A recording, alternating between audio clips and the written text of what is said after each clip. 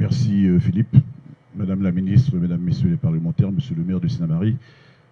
président de l'association des maires de Guyane, mesdames, messieurs les élus de la CTG, des EPCI, mesdames, messieurs les maires qui êtes présents,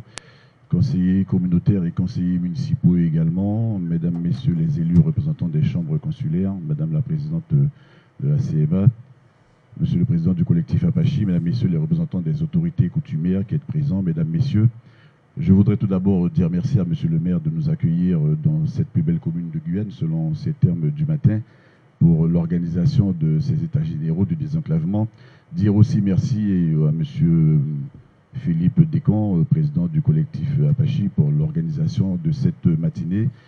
dont je salue effectivement la pertinence. Je crois que ces états généraux arrivent à un moment tout à fait opportun pour nous permettre de débattre d'une question qui est fondamentale pour la Guyane dans le cadre de cette crise majeure de déplacement que nous connaissons juste après la mise en liquidation de la société CARE et de la société Air Guyane. On sait qu'on a souvent fait des reproches à la société Air Guyane qui, tant bien que mal, durant de nombreuses décennies, a réussi à rapprocher les habitants de l'intérieur de la bande littorale, même si cela ne s'est pas toujours passé de la façon la plus correcte qui soit. Mais aujourd'hui, l'isolement caractéristique dans lequel on se trouve montre bien à quel point la présence de cette société était vraiment nécessaire. Alors je ne vais pas refaire la jeunesse de ce qui s'est passé depuis, puisque au niveau de la CTG, nous avons été très réactifs pour mettre à disposition des personnes de ces communes isolées les moyens de leur permettre d'aller et venir, l'État tentant d'assurer également sa part de responsabilité. On l'a dit et répété sur les médias, nous sommes en train de travailler aux conditions d'une délégation de service public d'urgence qui va durer 7 mois avant que d'aller vers une solution qui pourrait être une DSP ou qui pourrait être autre chose, puisque nous avons mandaté nos conseillers juridiques pour nous accompagner dans cette réflexion et savoir sur un terme moyen quelles seraient les solutions les plus avantageuses pour le territoire de la Guyane. Je ne vais pas reprendre ce qui a été dit précédemment, puisqu'on sait que de longue date, les politiques publiques qui sont appliquées sur le territoire de la Guyane ne sont pas du tout adaptées à nos vérités et à nos réalités. Et je crois que ce n'est pas pour rien que nous avons fait le choix de militer pour aller vers une évolution du cadre institutionnel de la Guyane. Et je considère que la réflexion que nous portons depuis de très nombreuses décennies sur comment mieux circuler sur le territoire fait aussi partie de ces revendications pour lesquelles nous attendons bien évidemment une réponse favorable de l'État. Alors, je ne vais pas revenir par ailleurs sur ce qui a été mis en place concernant les dessertes aériennes que nous souhaiterions plus régulières et plus rapides. C'est un travail qui se fait sur le moyen terme et qui devra se prolonger sur le très long terme. On a tous compris que l'avion et la pirogue, qui aujourd'hui sont les moyens de déplacement mis à disposition des personnes qui sont sur ces communes isolées, sont des méthodes qui sont incontournables, mais qui sont effectivement soumises aux aléas, les aléas de la météo, les aléas liés au niveau d'eau sur le fleuve. Je crois que la collègue Sergina Tellan vient d'en parler et je considère qu'il n'est pas nécessaire d'y revenir. L'objectif pour nous, c'est de rappeler que ce que nous vivons en Guyane n'a strictement rien à voir avec ce qu'on peut vivre sur d'autres parties du territoire national et notamment en France hexagonale. Et donc la Guyane doit pouvoir se doter d'un projet ambitieux, un vrai projet de désenclavement qui soit multimodal. Alors on a beaucoup parlé de la route, mais j'ai aussi parlé de la voie aérienne, j'ai parlé d'avions, j'ai parlé d'hydravions, j'ai parlé de dirigeables.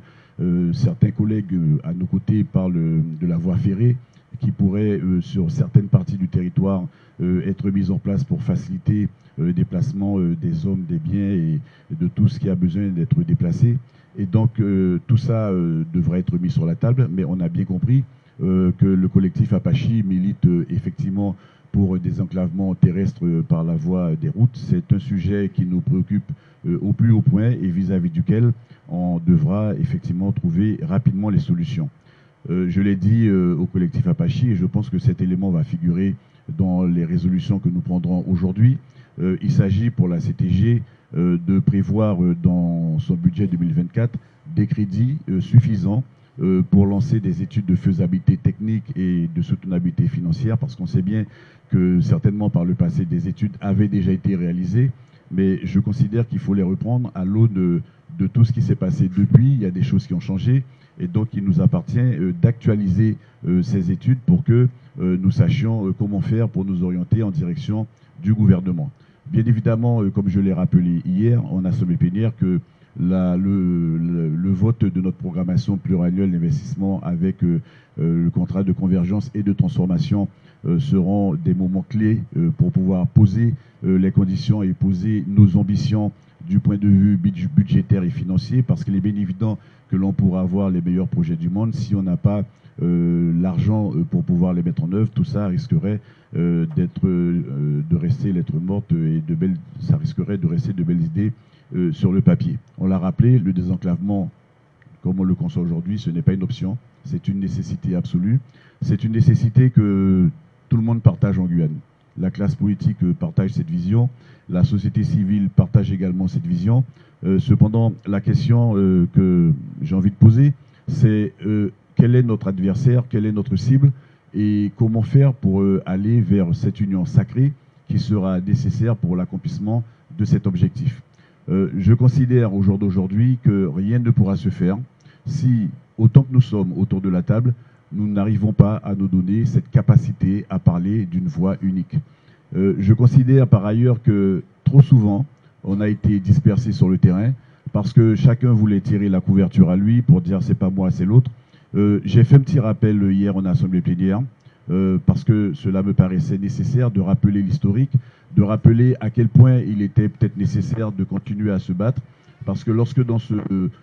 plan global de transport et de déplacement, on a vu qu'il y avait une enveloppe, une simulation qui s'élevait à 3,8 milliards d'euros et que l'État, pour des raisons budgétaires et financières, a décidé d'écarter certains projets pour n'en retenir que d'autres. Je considère que l'État a dû se rendre compte que nous n'étions pas suffisamment unis pour pouvoir défendre cet intérêt fondamental de la Guyane. Je rappelle encore une fois, et ce n'est pas moi qui l'invente, que parmi les projets qui ont été écartés figurait le projet de la route du fleuve. Alors bien évidemment qu'aujourd'hui l'objectif ce n'est pas, je le dis bien,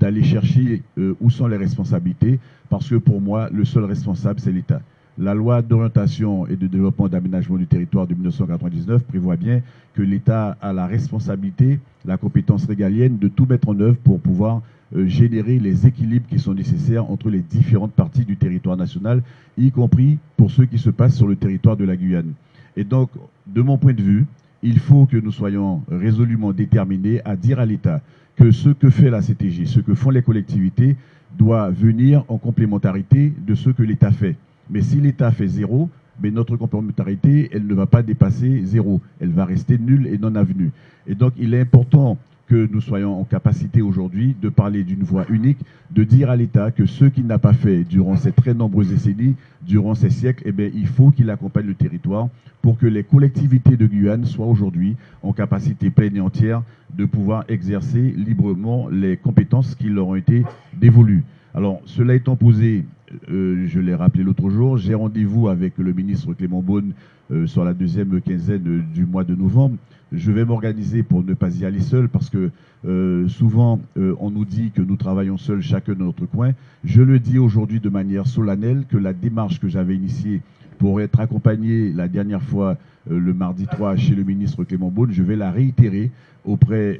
des parlementaires, auprès du président de l'association des maires pour qu'on y aille ensemble, mais qu'on y aille ensemble avec un contenu. Quand bien même ça ne serait pas un projet bien défini dans ses moindres détails, mais qu'au moins, sur les grandes lignes que nous souhaiterions parcourir, que nous puissions nous mettre d'accord et que nous puissions avoir ce discours qui doit être un discours politique. C'est le début de la stratégie qui consiste à dire que les Guyanais veulent faire, que les Guyanais ont besoin que leur territoire soit développé, mais que nous avons compris que ça va être difficile de le faire tout seul, sans le concours de l'État, sans le concours de l'Union européenne qui doivent être à nos côtés pour nous accompagner sur la définition de cette stratégie. Je répète encore une fois, collègues, ne nous trompons pas de cible. Vous n'êtes pas mes adversaires, je n'ai aucun adversaire dans cette salle et je demande simplement que je ne sois l'adversaire de personne, mais que face à un sujet aussi prégnant, aussi majeur, aussi important qu'est le désenclavement global et intégral du territoire,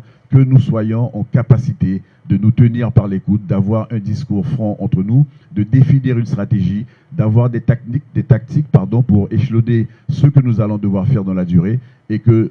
dans un temps suivant, eh bien, que l'on soit capable d'aller en direction du gouvernement pour parler d'une voix forte et faire en sorte que cette union sacrée que nous allons établir autour de cette problématique nous permettent de remporter le bras de fer que nous allons devoir livrer avec les services de l'État, avec le président de la République et avec le ministre de l'Intérieur qui est aussi ministre des Outre-mer. Je vous remercie.